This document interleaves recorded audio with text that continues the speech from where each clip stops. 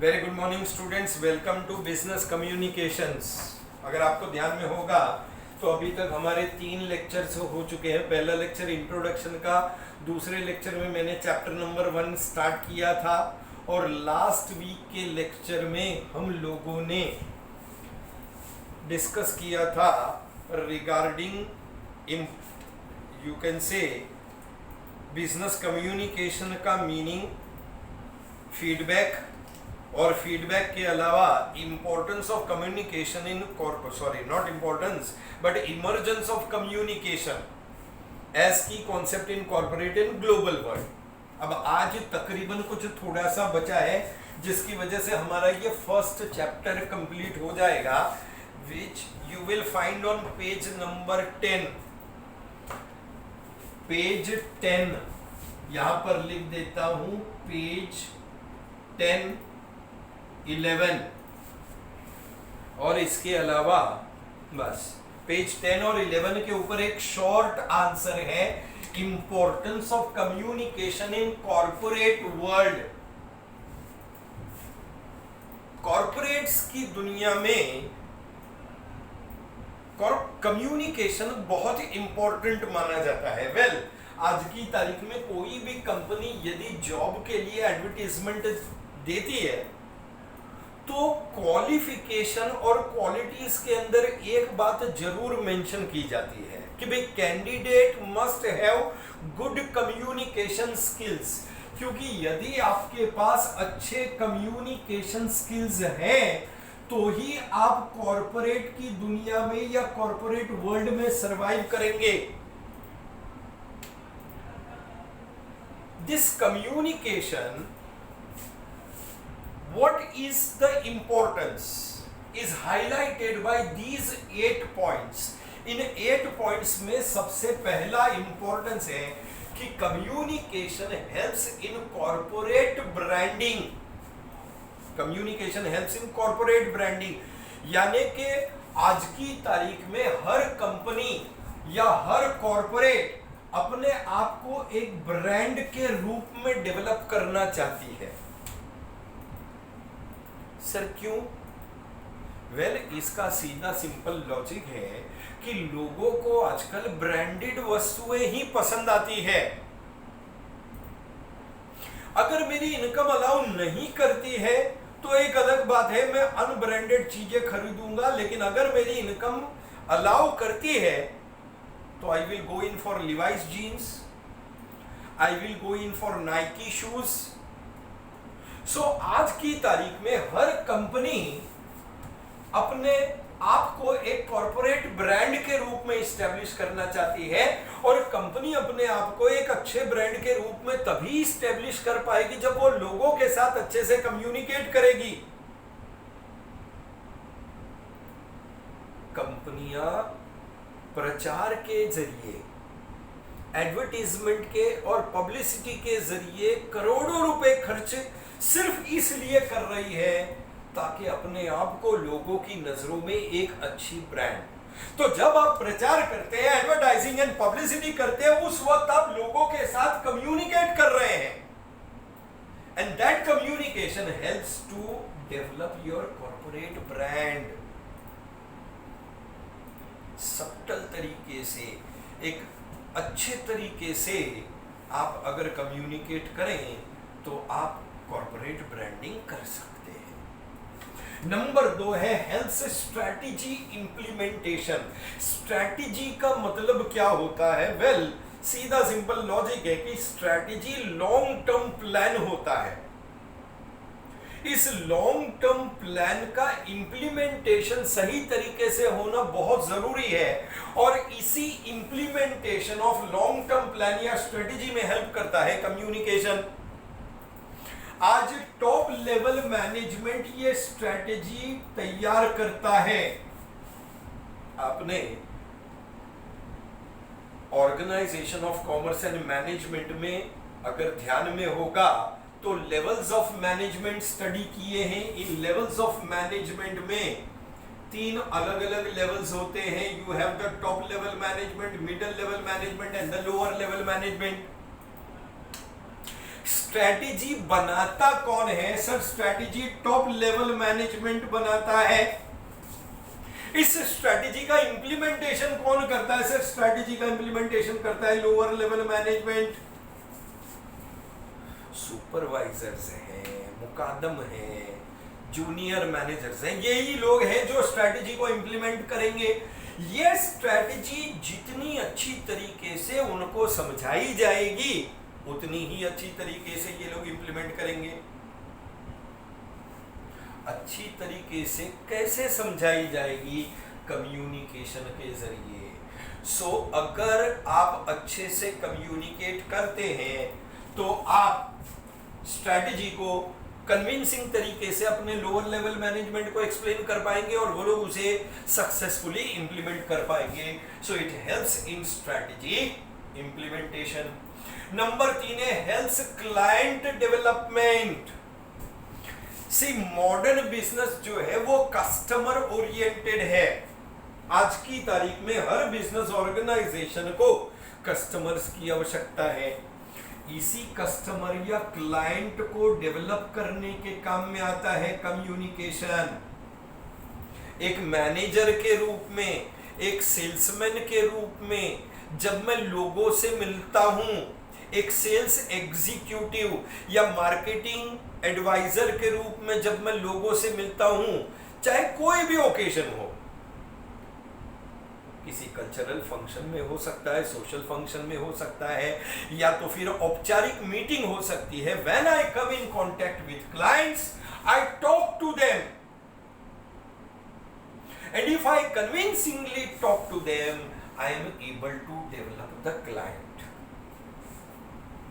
आज इंश्योरेंस की मार्केटिंग करने वाले या सेल्स करने वाले हैं, ठीक है, या तो फिर फाइनेंशियल इंस्ट्रूमेंट्स की मार्केटिंग करने वाले हैं, ये लोग क्लाइंट्स से कम्युनिकेट करके उन्हें कन्विंस करते हैं अपना प्रोडक्ट परचेस करने के लिए। That is why the more better you are in communication, आप जितने मंजे हुए खिलाड़ी होंगे, जितनी अच्छी तरीके से कम्युनिकेट करेंगे, सामने वाले को उतने ही अच्छी तरीके से आप एक क्लाइंट के रूप में डेवलप कर पाएंगे। बट रिमेंबर वन थिंग, सिर्फ क्लाइंट को डेवलप कर लेने से काम नहीं चलता है। आज की तारीख में आपको क्लाइंट को मेंटेन भी करना है, क्योंकि कॉम्पिटिटर्स हैं जो लगातार आपके क्लाइंट्स को ब्रेक करने की, आपके कस्टमर्स को ब्रेक करने की कोशिश करेंगे। In such a situation you need client sustenance. Client sustenance कब होगा? कि क्लाइंट को अच्छी सर्विसेज प्रोवाइड करना, जब कभी भी क्लाइंट को किसी किस्म की शिकायत हो तो उसकी शिकायत को दूर करना। क्लाइंट कंप्लेंट करने के लिए फोन करें, उस वक्त अगर आप उसके साथ अच्छे से पेश नहीं आते, अच्छे से बातचीत नहीं करते हैं, वो क्लाइंट आपकी कंपनी को छोड़ के चला जाएगा, कभी भी आपके साथ दोबारा बिजनेस नहीं करेगा। So you need to sustain or maintain the client, and that you can do through good communication. Number 5 है helps sales enhancement. Enhancement का मतलब होता है increase. सेल्स को बढ़ाने में, सेल्स को इंक्रीज करने में मदद करता है कम्युनिकेशन। एक सेल्स मैनेजर जब क्लाइंट्स के साथ या कस्टमर्स के साथ कम्युनिकेट करता है तो इस सेल्स को बढ़ाने के लिए मेन चीज क्या है कि ये सेल्स मैनेजर या सेल्समैन है, उसे कस्टमर को कन्विंस करना होगा टू परचेज द प्रोडक्ट। उसे कस्टमर के माइंड फ्रेम को चेंज करना होगा टुवर्ड्स हिज प्रोडक्ट।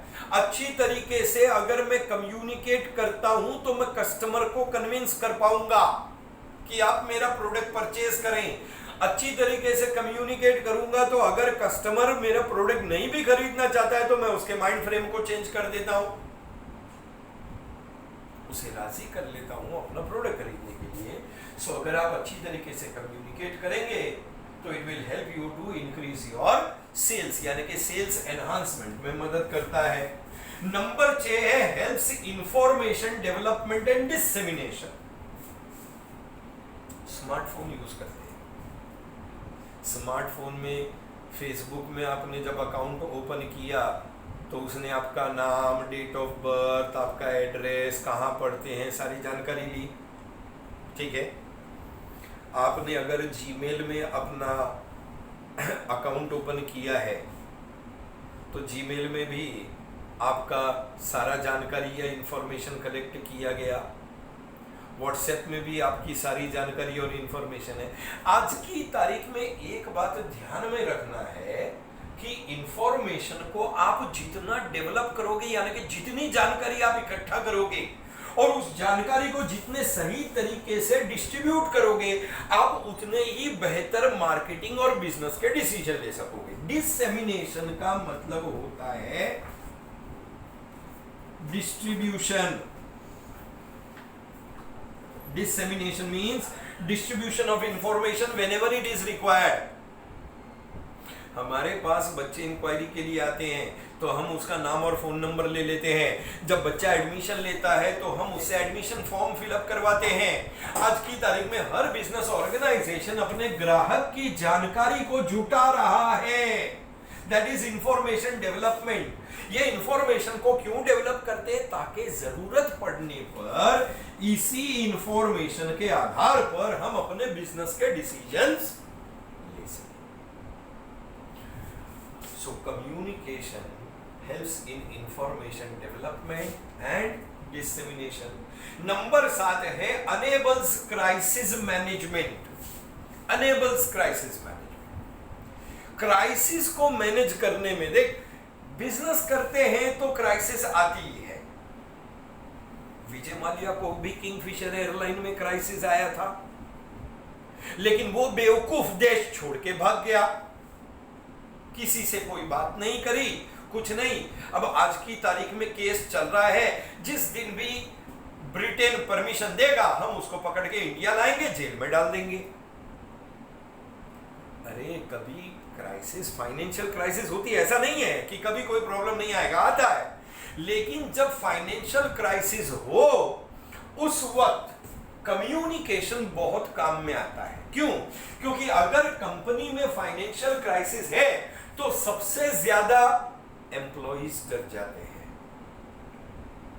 उनको अपने भविष्य की चिंता होने लगती है। उनको ऐसा लगने लगता है कि पता नहीं हमारी कंपनी बचेगी या नहीं बचेगी, हमारी नौकरी रहेगी या जाएगी। इस टाइम पे कंपनी का जो टॉप लेवल मैनेजमेंट है, उनकी जिम्मेदारी है कि वो अपने एम्प्लॉइज से बातचीत करें, उन्हें कन्विंस करें और कन्विंस करके उनको जो है उनका भरोसा और विश्वास जीते। सो अगर आप अपने एम्प्लॉइज का भरोसा और विश्वास जीत लोगे तो आप उस क्राइसिस को अच्छे से मैनेज कर पाओगे। अदरवाइज तो विजय माल्या का मैंने आपको एग्जांपल दिया, ये है देश छोड़ के भाग गया, कंपनी भी बंद हो गई। सो क्राइसिस मैनेजमेंट में कम्युनिकेशन का इंपॉर्टेंट रोल है। क्यों? क्योंकि अगर क्राइसिस आती है, खास करके फाइनेंशियल क्राइसिस, तो ऐसी सिचुएशन में आप अच्छी तरीके से कम्युनिकेट करके अपने एम्प्लॉइज को, अपने कस्टमर्स को, अपने क्लाइंट्स को, अपने सप्लायर्स को, अपने डीलर्स को कन्विंस कर सकते हो। And the last is develops global competence. See आज की तारीख में हम जो बिजनेस करते हैं that is national and international level. अब अंतरराष्ट्रीय स्तर पर I have a cousin brother who is working in Audi company in Germany. अच्छा कम्युनिकेशन आता था, भाषा अच्छी तरीके से बोल लेता था, इंग्लिश बोलने में बहुत होशियार था। Got a job in Germany, Audi company. वहां गया, वहां पर उसने जर्मन भाषा भी सीखी। 5 days a week उसका जॉब होता था, सैटरडे संडे ऑफ था, तो वो सैटरडे संडे उसने जर्मनी सीखने का क्लासेस ज्वाइन किया और जर्मन लैंग्वेज सीखी उसने। आज कंपनी में बहुत सक्सेसफुल तरीके से। तो अगर हम अच्छी तरीके से कम्युनिकेट करते हैं तो मुझे मेरी कंपनी दुनिया के किसी भी कोने में क्यों न भेज दे, मैं किसी भी देश में जा करके अपने आप को सक्सेसफुल बना सकता हूं। वहाँ के कल्चर को, वहाँ की भाषा को, वहाँ के कस्टम्स एंड ट्रेडिशंस को सीख करके हम वहाँ के लोगों के साथ अच्छे से बिजनेस कर सकते हैं। सो अगर हम अच्छे तरीके से कम्युनिकेशन करना चाहते हैं या जानते हैं, तो इस अच्छे तरीके से कम्युनिकेशन की वजह से हम ग्लोबल लेवल पर किसी के साथ भी कॉम्पीट कर सकते हैं। It develops global competition, that is importance of communication. जैसा कि मैंने कहा, आपको पेज नंबर 10 और पेज नंबर 11 पर मिलेगा। अब लास्ट एक छोटा सा टॉपिक बच गया है, ये छोटा सा टॉपिक आपको मिलेगा ऑन पेज नंबर 12 ऑनवर्ड्स, ठीक है। पेज नंबर 12, 13 और 14 के ऊपर आपको ये मिलेगा। वैसे तो प्रिंटेड बुक में काफ़ी लेंदी दिया है, बट इसमें ज़्यादा डिटेल में जाने की आवश्यकता नहीं है। आपको एक सिंपल तरीके से कम्युनिकेशन के मॉडल्स का मीनिंग सीखना है कि भाई what is the different types of models. अब सबसे पहली बात, मॉडल्स ऑफ कम्युनिकेशन का मतलब क्या होता है? What is the meaning of models? Well, models का मतलब होता है पिक्टोरियल रिप्रेजेंटेशन। हम जो कम्युनिकेशन करते हैं, उस कम्युनिकेशन के प्रोसेस को जब मैं पिक्चर के रूप में रिप्रेजेंट करता हूं या प्रेजेंट करता हूं, दैट पिक्टोरियल प्रेजेंटेशन या representation is known as models of communication. अगर आपको ध्यान में होगा, लास्ट टू लास्ट लेक्चर में यानी कि सेकंड लेक्चर में मैंने आपको यहां पर, इफ यू रिमेंबर, हमने प्रोसेस ऑफ कम्युनिकेशन किया था। ये जो पिक्चर के रूप में प्रेजेंट किया जाता है, that pictorial presentation is models of communication. अब कम्युनिकेशन के मॉडल्स में कुल मिलाकर के 3 मॉडल्स हैं जो डेवलप किए गए हैं over a period of time, जिसमें सबसे पहला है लीनियर कम्युनिकेशन मॉडल। लीनियर का मतलब होता है स्ट्रेट लाइन। इस स्ट्रेट लाइन में एक सेंडर है जो मैसेज भेजेगा। ये सेंडर चैनल के माध्यम से अपने मैसेज को भेजता है टू द रिसीवर।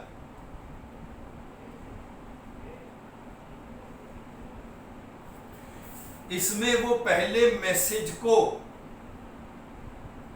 एनकोड करता है और बाद में रिसीवर इसको डिकोड करता है। That's it. इसमें फीडबैक की कोई जगह नहीं है, यानी कि यहां पर फीडबैक रिक्वायर्ड नहीं है। जैसे पब्लिक रैली में एक नेता भाषण देता है तो वो पब्लिक से किसी रिस्पॉन्स की उम्मीद नहीं रखता है या फीडबैक की उम्मीद नहीं रखता है। वैसे कुछ नेता हैं जो लोगों से रैली में भी फीडबैक लेते हैं, सवालों के जवाब मांगते हैं, बट मेनी अ टाइम्स क्या होता है, जैसे स्कूल में टीचर छुट्टी की नोटिस रीड करती है, दैट्स इट। उसने बोला, बच्चों ने सुना, बात खत्म हो गई, कोई फीडबैक की आवश्यकता नहीं। That is linear communication model, जिसको हम स्ट्रेट लाइन कम्युनिकेशन मॉडल भी कहते हैं। सीधा, इसमें कोई फीडबैक नहीं है। इंटरैक्टिव कम्युनिकेशन मॉडल वो होता है, this is about linear. Interactive में क्या होता है कि ये लीनियर का ही एक्सटेंशन है, बट लीनियर में जैसे मैंने कहा था कोई फीडबैक नहीं है, इसमें फीडबैक भी आ जाता है। इंटरैक्टिव कम्युनिकेशन मॉडल में सेंडर जब चैनल के जरिए अपने मैसेज को भेजता है तो बदले में वो फीडबैक एक्सपेक्ट करता है कि मुझे रिसीवर जो है वो फीडबैक देगा, and that is known as interactive. Linear वाला वन साइडेड है, सेंडर ने मैसेज भेजा, रिसीवर ने रिसीव किया। इंटरैक्टिव में जब मैं मैसेज भेजता हूं सेंडर के रूप में, तो मैं सामने वाले के साथ इंटरैक्ट कर रहा हूं और उसका रिस्पॉन्स जानना चाहता हूं।